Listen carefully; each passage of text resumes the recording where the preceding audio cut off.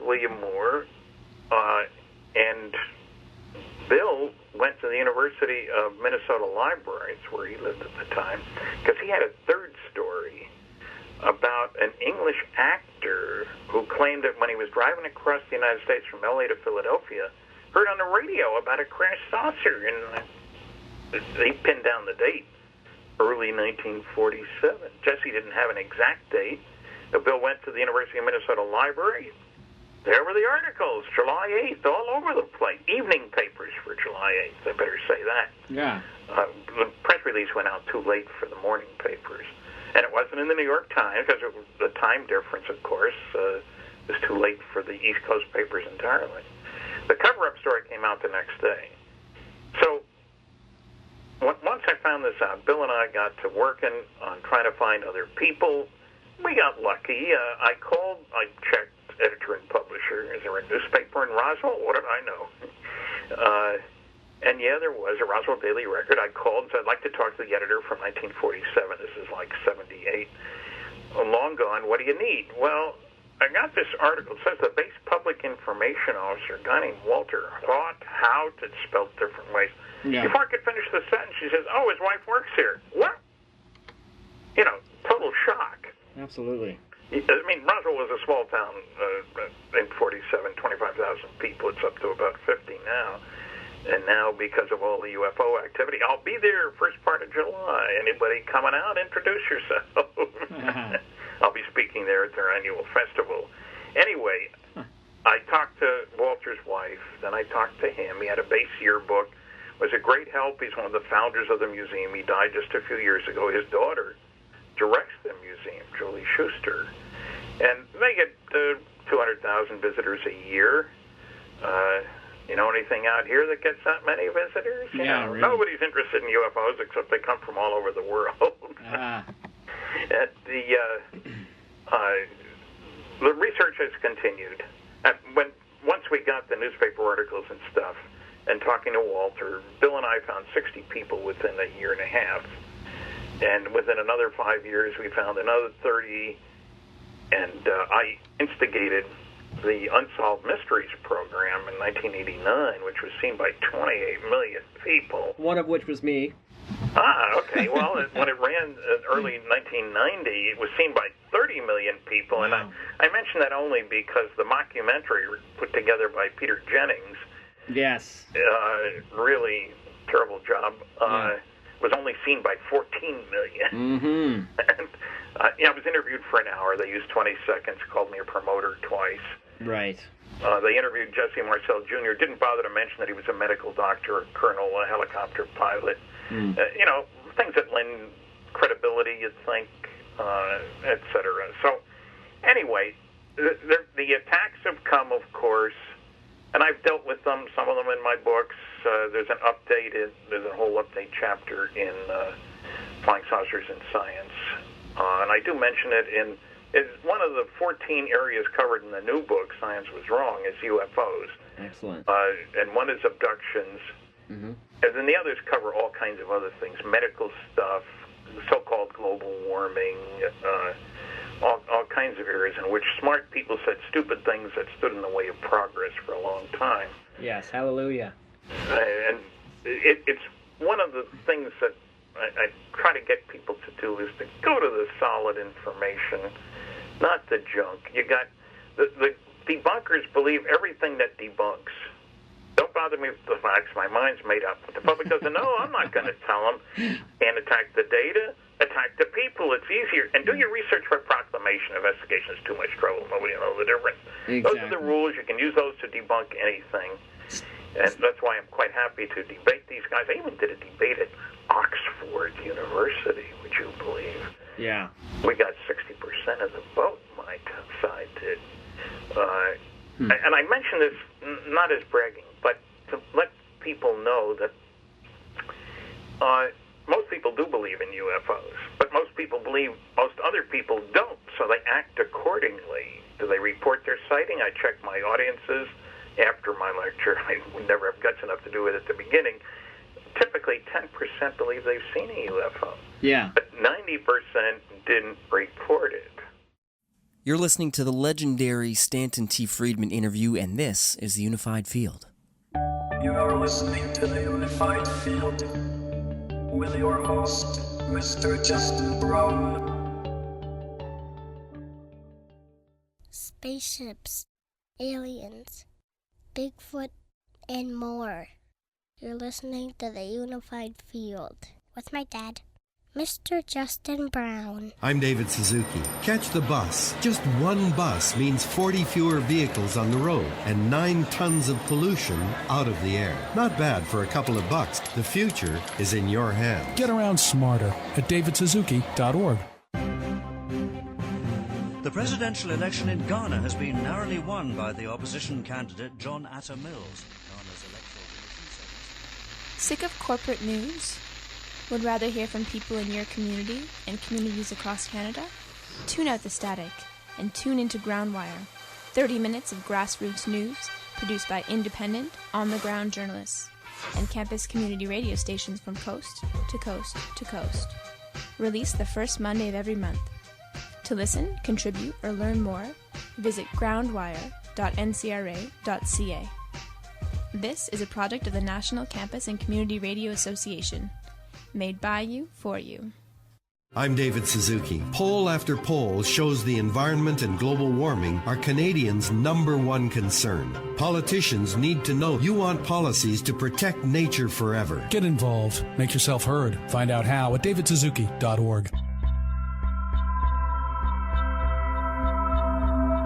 You are now entering the Unified Field.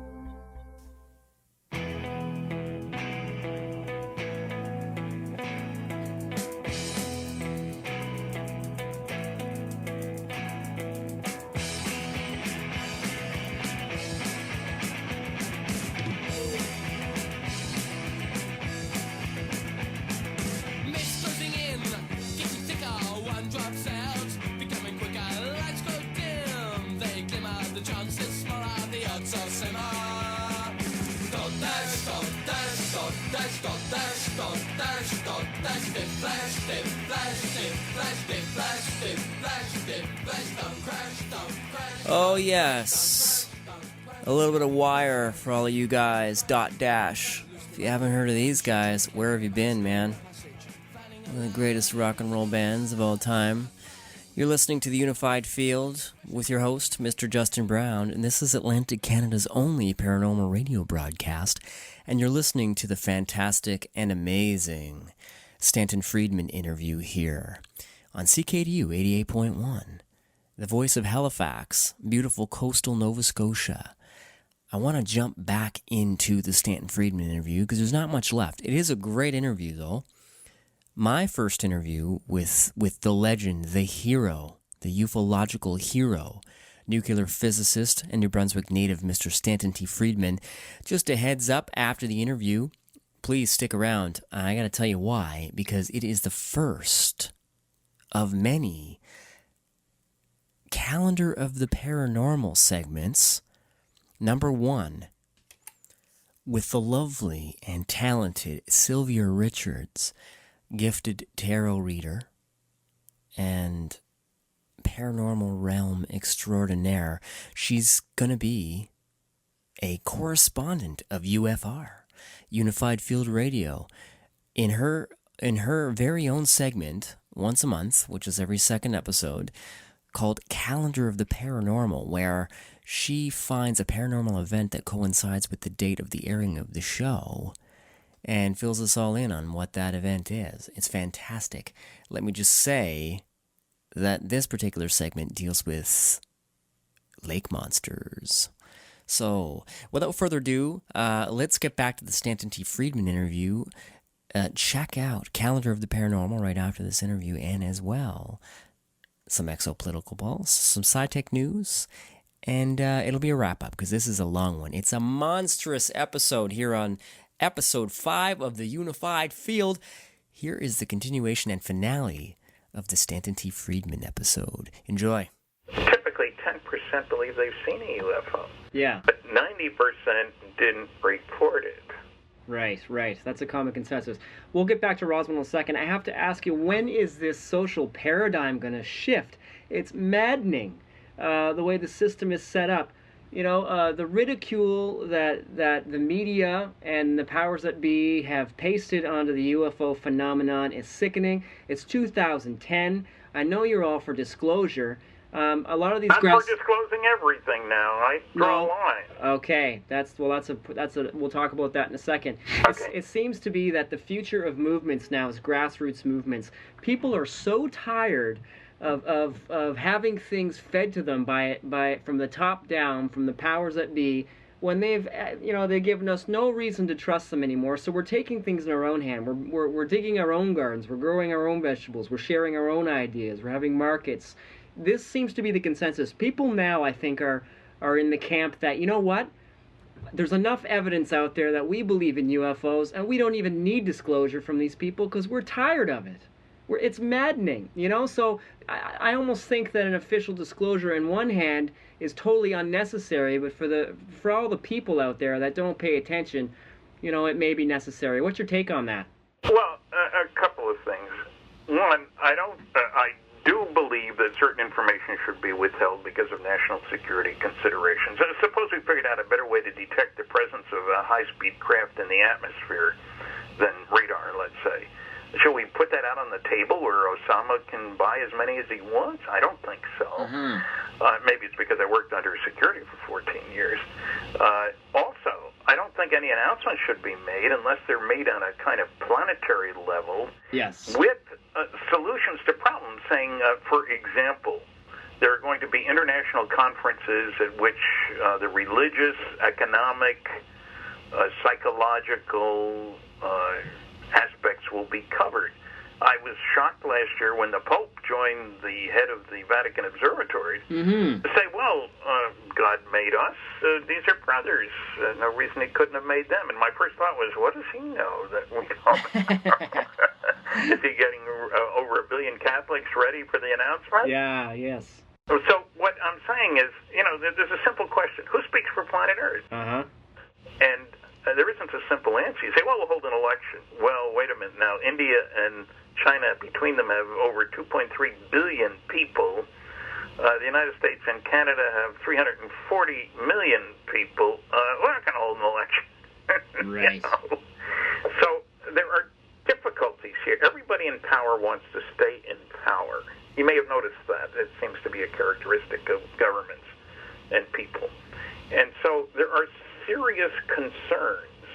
Suppose they've been stealing the goodies from the planet, biological or mineral or whatever. Why did all those people go west in the United States in 1849? Gold in them there hills, and in Alaska in 98, and to Australia after that. Stuff is worth a lot of money. Right now, the Chinese are gathering up most of the resources for rare earths, which you need in batteries and Priuses and all kinds of other things. Right. And which nobody gave a darn about 100 years ago. Zirconium, the Navy needs it for...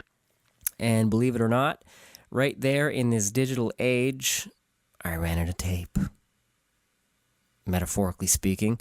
My software had a limit on it there, and I didn't realize the constraints, and there you go. An embarrassing moment with a legend, Mr. Stanton T. Friedman, but he understood, and, we got back on track, and this is where we came back in. So, listen up and enjoy. Okay, so what were we talking about there? We're talking about disclosure?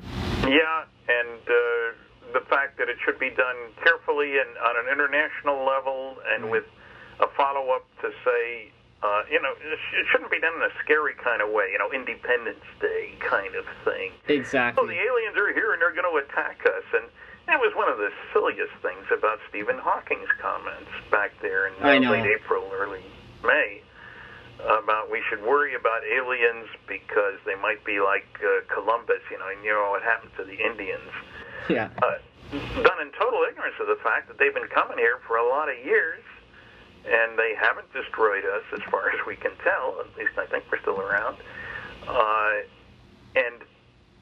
Marauders, I think every advanced civilization will learn to figure out how to take care of itself. I don't consider us an advanced civilization.